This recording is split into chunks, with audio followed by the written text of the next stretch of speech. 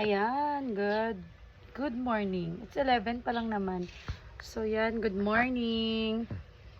So, wala na tayong braces. Ay, thanks God. So, ayun, ano ba bang maganda sa morning? So, na-share natin the other day about mga kung ano-ano lang. So, we are more in encouragement, mga friends. So, dito tayo, oh. Yan. Dito tayo, upo muna tayo dito. Nag-defrost na ako ng kakainin later. So, ayan. Naisip ko lang, no, bilang content creator. Minsan nakikita ko maraming mga trending, yung mga, kung paano dumami yung followers mo ba. So, marami akong napanood na mga tips, mga ganon, na kung ganito yung gagawin mo, ganito yung gagawin mo. But I am praying kung ano talaga ang kalooban ni Lord. Bakit niya ako dinala dito sa content creation? Bakit ako naging content creator? Before, yung gusto ko lang po talaga is mag-share ng God's Word through Facebook. Tapos, napaka low-key ko dati. Tapos, 900 lang yung friends ko. Yung iba, hindi pa ganun ka-active.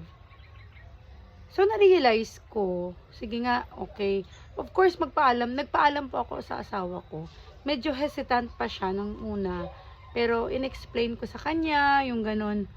Tapos, hanggang ngayon din naman, in 3 months na, meron pa din doon pa rin, in-explain ko pa rin sa kanya. Syempre, because we are able to open most of the time, yung ating everyday life, 'di ba? But yun nga, tinitingnan ko yung mga trending kung saan ba tayo magpapaangat ng ating mga followers, yung views.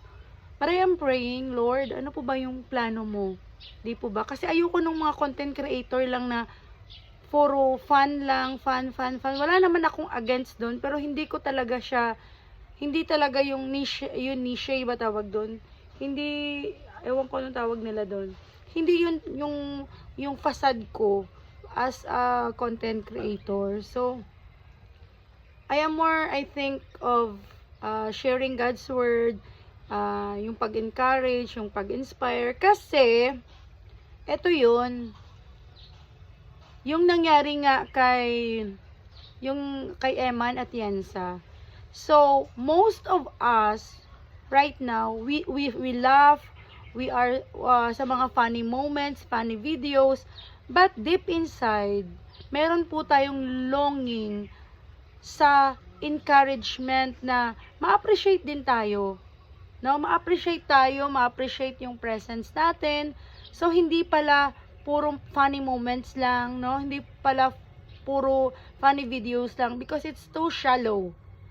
But deep within our hearts, deep within us, we are longing for something that can fill our emptiness. At yun po, yung ating mental health. Di po ba? And you know what? You can only find that in the presence of the Lord. He will fill our empty hearts and empty minds. Naranasan ko rin po yan when I was away dito sa amin, nagpunta ng Manila, gano'n, nagtrabaho. Tapos, yung palibot mo, hindi, magkaiba kayo ng thoughts, magkaiba kayo ng mindset. At saka ayaw ko po na lumabas doon sa shell ko kasi alam ko sa akin na tama yung tinuro sa akin ng magulang ko, tinuro sa akin ng nanay ko, that this path you have to take because it will please the Lord. Doon mo lang talaga makikita yung fulfillment pag yung life mo kasama mo si Lord, yung mga decision mo, you have to consult, you have to pray for it bago mo gawin. Di po ba? So, yun po yung sa akin. Kasi it works until my age right now, I'm 40. And it works in my life. It means, I know that the Lord is leading me in the right path. So, hanggang sa pagko-content creator, hindi ko po iiwan yung path na meron ako. Because I know that the Lord lead me to that path na to inspire others, to encourage others. So, 1, 2, 3, 4 lang, kung ilan lang po kayo na ma-inspire ng aking sinishare, then the Lord will work in your life. So, yun lang po. God bless everyone and bye for now.